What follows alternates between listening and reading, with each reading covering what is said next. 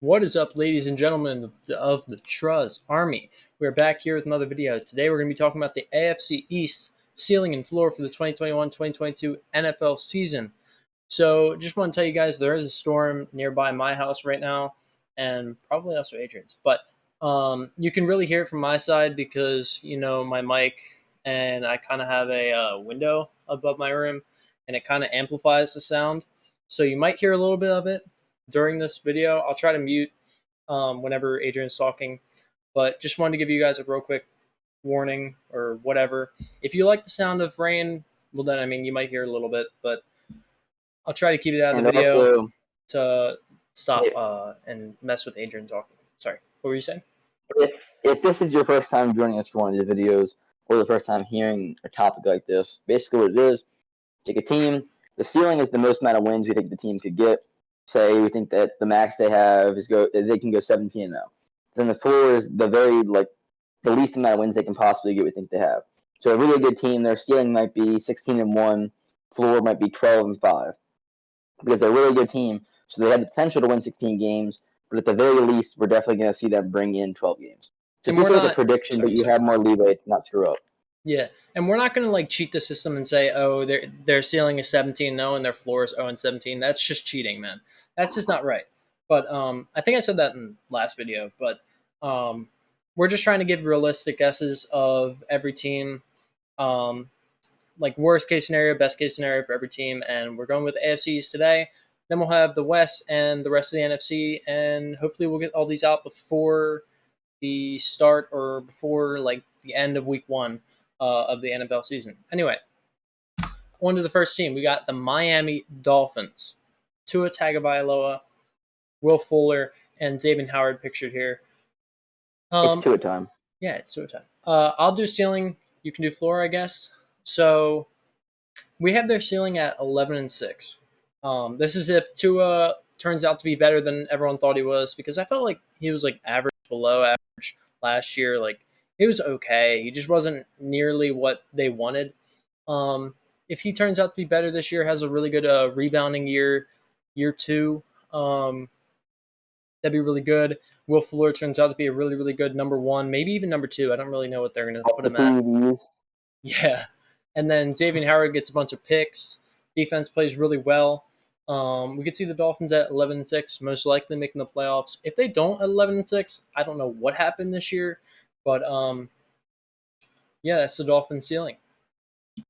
Now, on the other hand, Gavin, we can say good cop, bad cop. Gavin's a good cop for the Miami Dolphins. I am the bad cop. The ceiling for them, as he said, 11-6.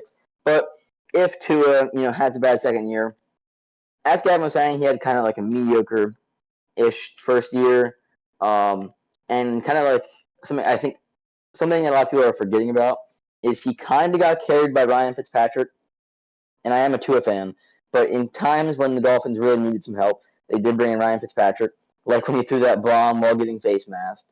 But obviously this year, Fitzpatrick, Fitzmagic, whatever you want to call him, is now in Washington, and Tua is basically all by himself besides the help of Jacoby Brissett. And I'm assuming this is going to be his year as the full starter, first full year. And if he ends up bombing, sucking, run game doesn't get going, Will Fuller, without the PEDs, becomes trash, and they waste their money. Defense plays and you might be looking at a 7-10 Miami Dolphins at the very worst that they can do. Yeah, I really see the Miami Dolphins being above average team this year.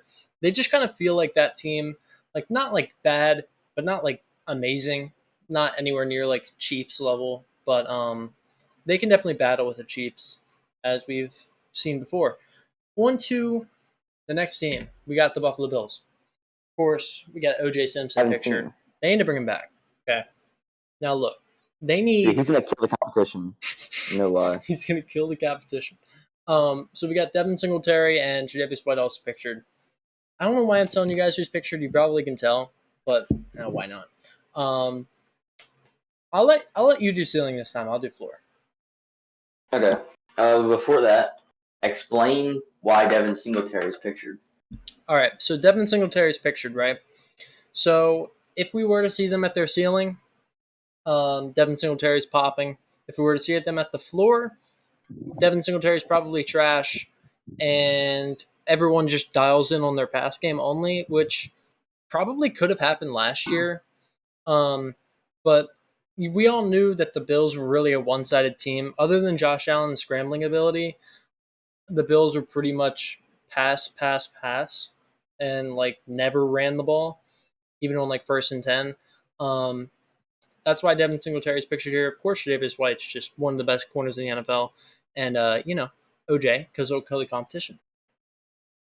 I would say though, don't sleep on Zach Moss. He could potentially be a good running back for the Bills this year.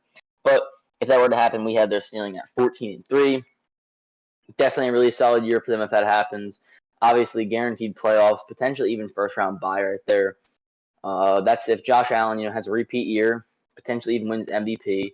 Him and Stephon Diggs, they grow together even more. The run game, as Gavin said, is a little more prominent and efficient this year. Defense steps up. Tre'Davious White kind of leads. I remember a few years ago, the Bills had one of the best defenses in the league, and their offense was kind of, meh. But now it's kind of reversed, where the defense has struggled a bit, and the offense has kind of carried. If they can balance that out a little bit more and be efficient on both sides of the ball and on running and passing on offense, we could be seeing a 14-3 Bills team that takes a lot of hard wins and ends up in the playoffs and could potentially go very far in those playoffs. Basically, in my mind, like the Bills at their ceiling could really become like the Bucks of last year, right? Like, think about the Bucks: run, play action, touchdown. Like they used to run that same thing, and it works. It's so good. And then their defense was good enough to get stops and get turnovers to set up the offense. So the Bills at their peak could really, really be the Bucks and like be a generational team. I mean, they're pretty much already a generational team. Don't get me wrong, but like they could be even better, and that's their ceiling. Their floor, maybe Josh Allen goes back to his same garbage ways. Um, no, I he's hope. not garbage. But Josh Allen falls back down to what he was a couple of years ago. Inaccuracy falls all over him. Devin Singletary turns out like he's a waste. Zach Moss, I thought of Zach Moss as like their goal line back and Singletary being like their number one. Like a little bit Yeah. more of a balance of carries, but like I like Zach Moss. Don't get me wrong, but like I just thought he was the power back. That's why I didn't picture him here. Um, but the running game just turns out to be nothing. Maybe Tre'Davious White gets injured or just doesn't produce as much as he normally does. Micah Hyde, same thing. Um, Basically, the team just kind of falls apart. Stephon Diggs whines and wants to go back to Minnesota. I mean, In classic receiver fashion, yeah, he it's was basically unproved. just a classic story of like the worst possible case scenario. They still go 10-7. AKA And the their Browns team's every just year. that good. Yeah, yeah. The Browns, dude, they suck. Okay, go watch our AFC North video. It was a good one. We had a lot of Brown slander in there. Okay, on to the next team. We have the New York Jets. All right, so the Jets, right? Ceiling of 6-11. Zach Wilson, you know, he's good. He's good. He's kind of like the MVP of the game. I don't think it'll be like MVP of the league. No way. I do not think so. But um, turns out a pretty solid draft pick. Robert Saleh comes in, immediately changes the organization, moves the mojo, and makes the team look better for the future. I don't really see them being a contending team this year. Maybe next year or year after that, depending on like what they do with like trades, free agency, or a draft. And I think Adrian also agrees with me there. This whole like division, we were pretty much spot on with each other. We were pretty much like maybe one game off or less. So this division felt pretty like simple to us, and we have the Jets pretty much being a bottom tier team in the league, almost no matter what. Goodness, it's hard to talk right now. Your boys got those retainers in, and it's really really annoying, but that's the New York Jets ceiling. Um, Something I would like to point out about the AFC East, they have if all the starters stay how they are when week one happens, presumably it will, they will be the youngest they'll have the youngest starting quarterbacks of all time. Like if you average their age. Tua, it's the second year. He's like 23. Josh Allen, I think it's his fourth. He's 24, 25, either one. Zach Wilson, 22, his first year. And then Mac Jones, also his first year. He's either 22 or 23. So they pretty much have a bunch of 2-year guys, rookies, and like Josh Allen is the most experienced quarterback, and he's only been here for like 4 years. So lots Yeah. of upside for this division. Lots of potential for all of them. And that's what I think Gavin was saying also. I agree with him, is that for the Jets, we don't really see them as contenders this year. It's more so like a stepping stone year for them. Get better, progress the players, have better coaching, get things in the swing, get in the swing of things, and then improve for year 2, year 3, and year 4 of Zach Wilson's career, and then hopefully make a playoff shot by then. And that's why we have their floor at 2-15. Rookie quarterback, Zach Wilson struggles. Can't blame him if that happens. It's a rookie after all. Running game, not very proficient. Not too many big names. Receiving wise, Corey Davis kind of leading it. Not too many other big names. Defense kind of bad. And you got a first year coach to have to try things out. There's gonna be some growing pains. And if this scenario happens, everything kind of just doesn't fall in place this year, and they bounce and look forward to year 2 after finishing at the floor of 2-15. So you guys will notice, Adrian made a point of all the young QBs, right? Like as we go back, of course we don't have Josh Allen here because Josh Allen most likely will be good or at least above average this year. But you'll see Tua, Zach Wilson, and then as we go on to the Patriots, we got Mac Jones. Like this whole division really has like inconsistent QBs, right? Like Josh Allen could really drop back down to his old self and be like average at best. Like, and the rest have what? Tua, who's average, could be better, very inconsistent again. Mac Jones, rookie, and Zach Wilson, rookie. This whole division has very, I guess you could say, like, I don't know. I mean, new QBs, inconsistent QBs, as we know of right now. For all we know, Mac Jones is the next Tom Brady, but there is no Aaron Rodgers. There is no somebody that is going to be a top 10 QB or a top 16 QB like a Matt Ryan. Like, what you're getting with Matt Ryan. You know what you're getting with Tom Brady. That's why a lot of QBs are pictured in this division. But on to the Patriots. So we got Mac Jones, same storyline as the other QBs. We just don't know anything going on with him. For all we know, he's great. For all we know, he's garbage. For all we know, he's completely average. I was telling Adrian before this, like, he looks like a Matt Ryan to me. Like, I didn't watch much college. All right, I know he was on Alabama. I know he was probably carried by his receivers, but I didn't watch much college.